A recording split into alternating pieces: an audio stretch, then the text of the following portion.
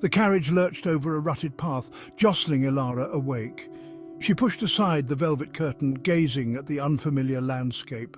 Gone were the rolling hills of her homeland, replaced by a desolate expanse of dark forests and mist-shrouded valleys. Fear, cold and sharp, pricked at her. She was leaving everything she knew, journeying to the edge of the world to meet her fate.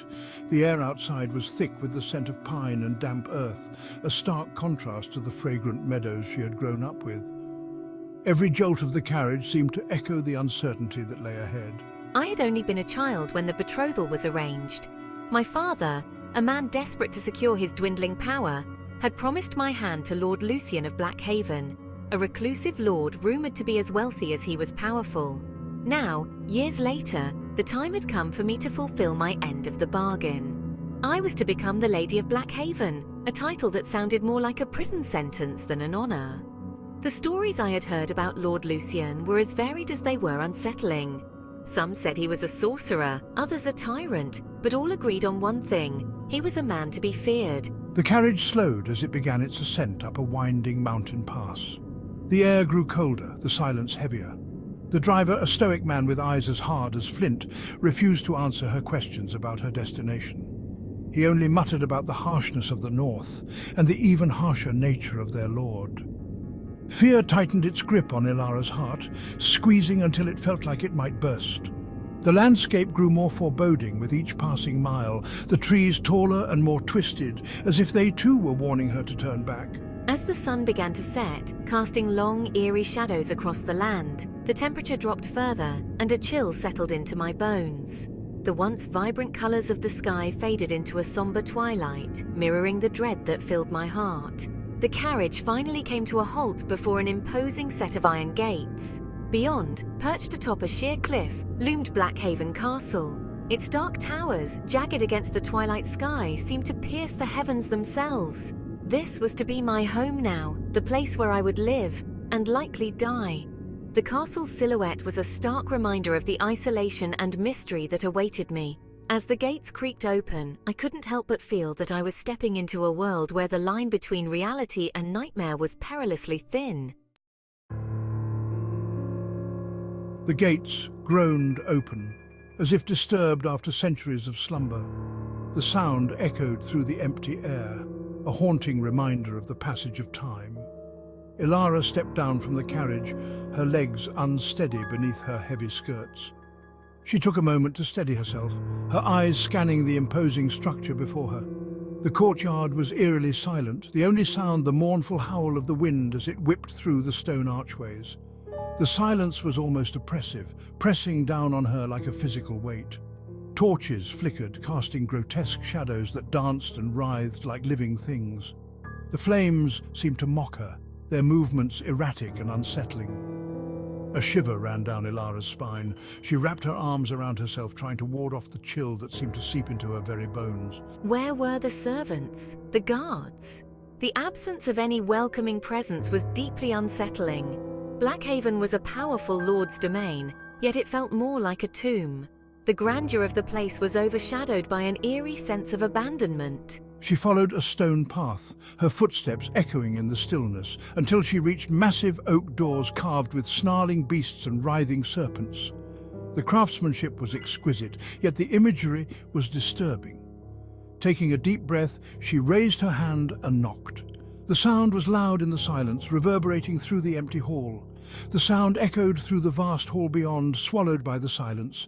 It was as if the castle itself was absorbing the noise, leaving nothing but an eerie stillness. She waited, her heart pounding against her ribs, but there was no answer.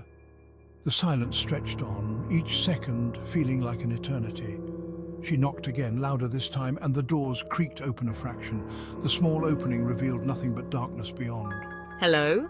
Her voice sounded small and uncertain, swallowed by the vast emptiness of the hall. A wave of icy air, heavy with the scent of damp stone and something else, something ancient and vaguely metallic, washed over her. Hesitantly, Elara stepped inside, her senses on high alert. The hall was dimly lit by flickering wall sconces, the shadows concealing more than they revealed. Each step she took seemed to echo louder than the last. Tapestries, faded with age, hung on the walls, depicting scenes of hunts and battles, their colours dark and disturbing. The figures seemed to move in the flickering light, adding to the sense of unease. Above, a vaulted ceiling disappeared into darkness, the silence broken only by the drip-drip of water from some unseen source. The sound was rhythmic, almost hypnotic. This was not a place of warmth or welcome.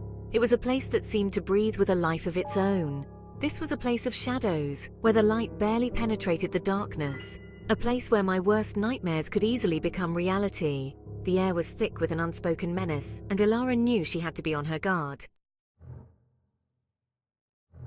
As Elara ventured deeper into the castle, each echoing chamber seemed colder and more desolate than the last.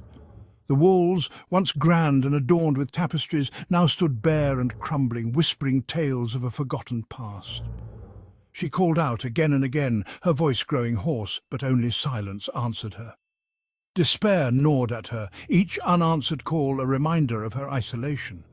The vast emptiness of the castle seemed to swallow her voice, leaving her feeling more alone than ever.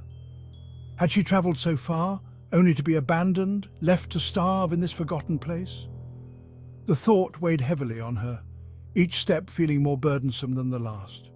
She wondered if she would ever find what she was searching for, or if she was destined to become another ghost in this haunted place. Finally, I stumbled upon a set of double doors at the end of a long, narrow corridor. The corridor seemed to stretch endlessly, each step echoing ominously in the silence. Faint light flickered beneath them, hinting at occupancy. It was a small, almost imperceptible sign of life, but it was enough to reignite a spark of hope within me. Hope surged through me, fragile yet insistent. It was a delicate thread, but I clung to it desperately, willing it to guide me through the darkness. This had to be it, the chamber of the Lord. The ornate carvings on the doors suggested a place of importance, a sanctuary amidst the desolation. With trembling hands, she pushed the doors open. The weight of the doors seemed to resist her, as if guarding the secrets within. The room was bathed in the soft glow of a single fireplace, the flames casting dancing shadows across the luxuriously appointed space. The warmth was a stark contrast to the cold corridors she had traversed. Bookshelves lined the walls, crammed with ancient tomes bound in leather and iron. Each book seemed to hold a story, a piece of the castle's long and storied history. A fire crackled merrily in the hearth, casting a warm glow over the richly furnished room. The flickering flames seemed to dance to a silent tune, adding a sense of life to the otherwise still room. Yet, despite the inviting warmth, an unsettling stillness hung in the air. It was as if the room itself was holding its breath, waiting for something to happen. And then I saw him, a figure that seemed to blend into the shadows yet stood out with an undeniable presence. He stood by the window, a tall, imposing figure silhouetted against the moonlight. The silver light framed him, giving him an almost ethereal quality. His back was to her, his head bowed as if in contemplation.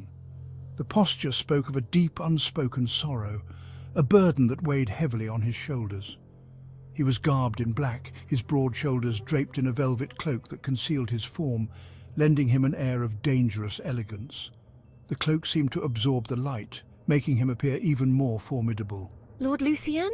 My voice was barely a whisper, a mix of fear and hope. The figure stiffened, then slowly turned. Each movement was deliberate, as if he was weighing the decision to face her. Elara's breath caught in her throat and a scream died in her lungs. The reality of the situation hit her with full force. For the being that stood before her was not a man, not entirely. There was an otherworldly quality to him, something that defied explanation.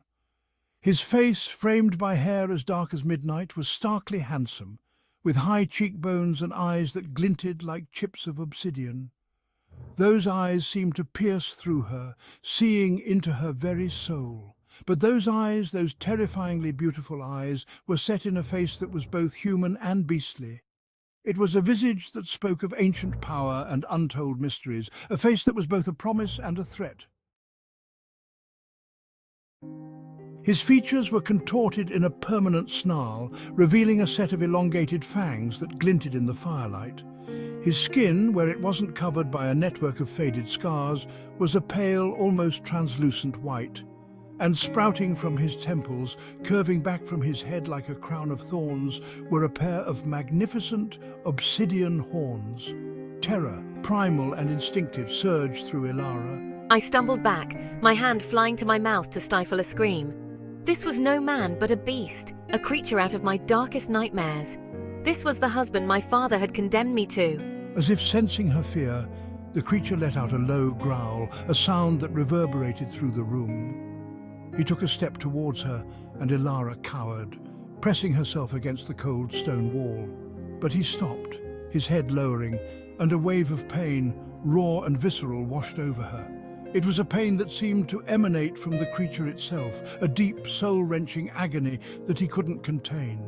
Don't be afraid, I won't harm you.